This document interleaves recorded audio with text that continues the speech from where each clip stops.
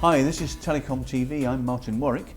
We are at the SDN OpenFlow World Congress in Dusseldorf in Germany. I'm talking with Sandra Rivera, who is Communications and Storage Infrastructure Group Lead at Intel Corporation. Sandra, great to see you again. Nice to see you. It's been a month or two. I've got a few things to ask you about the way in which NFV in particular and SDN in general have moved on since we last spoke. I'd like to start by putting this to you. Do you think that the time has come now when, as far as NFV is concerned, we're seeing a movement away in the ecosystem, in the industry, away from the notion of saving money to making money?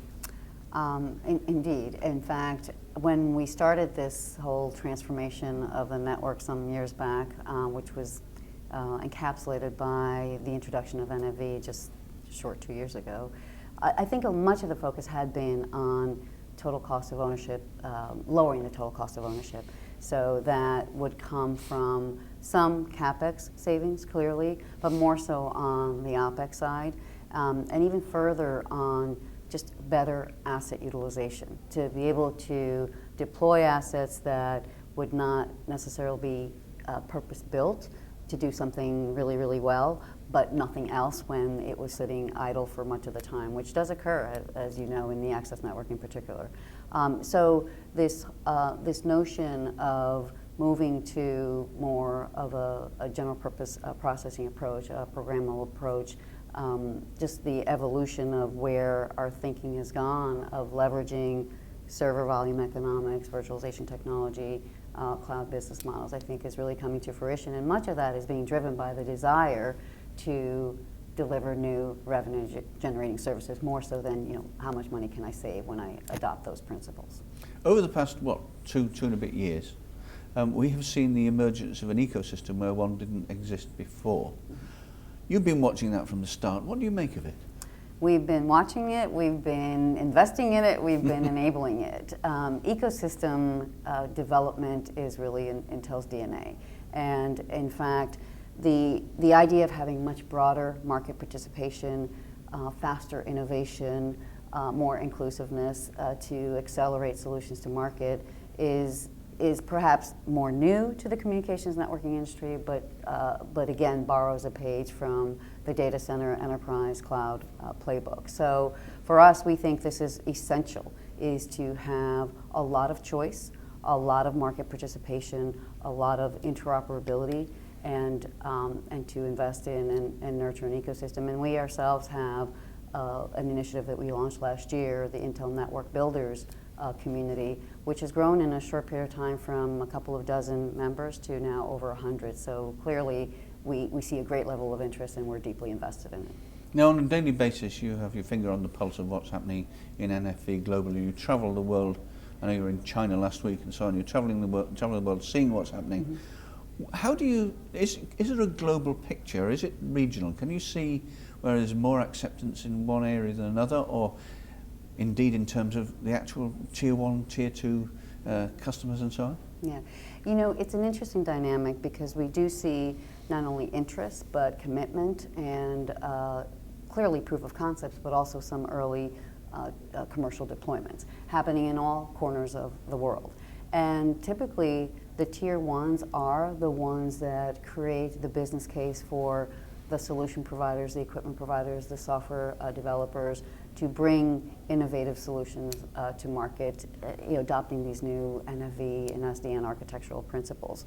But as it turns out that the tier 2s and the tier 3s really are typically faster to deploy.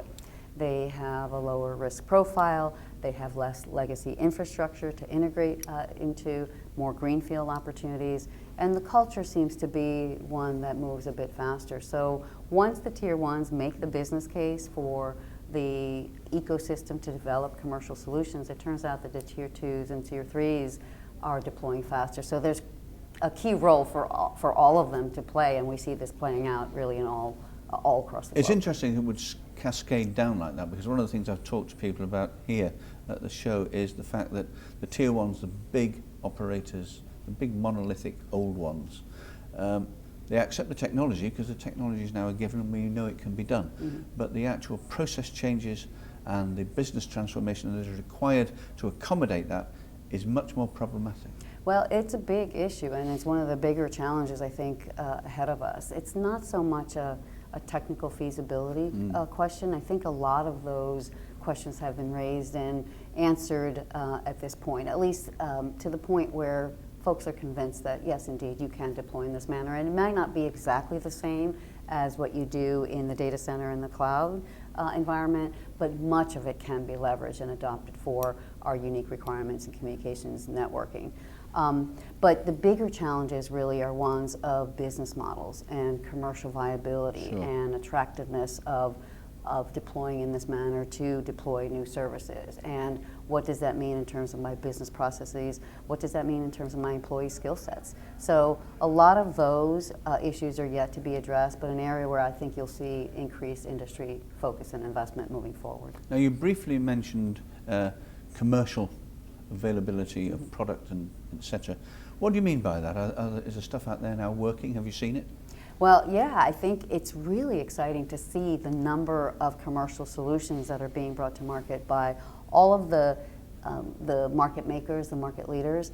But as we were discussing the emergence of an ecosystem, also the possibility and opportunities for the new market entrants. So what's really exciting is to see a very broad portfolio of solutions coming to market that the service providers can deploy, whether they're, again, Tier 1, or Tier 2, Tier 3. So from that perspective, I think we've come a very long way in just, again, 2 short years.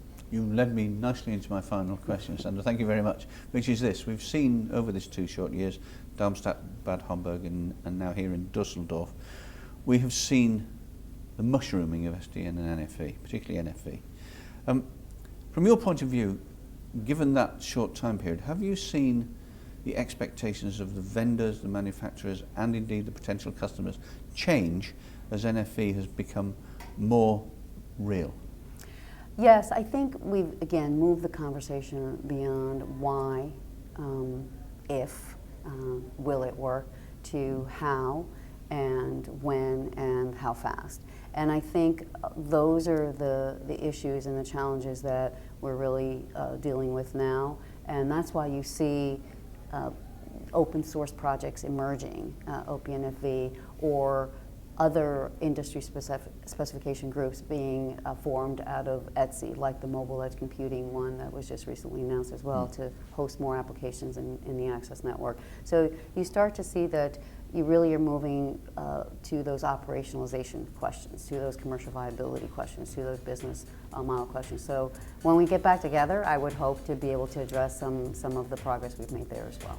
Well, that's been excellent. Anyway, Sandra Rivera, thank you very much indeed. Thank you.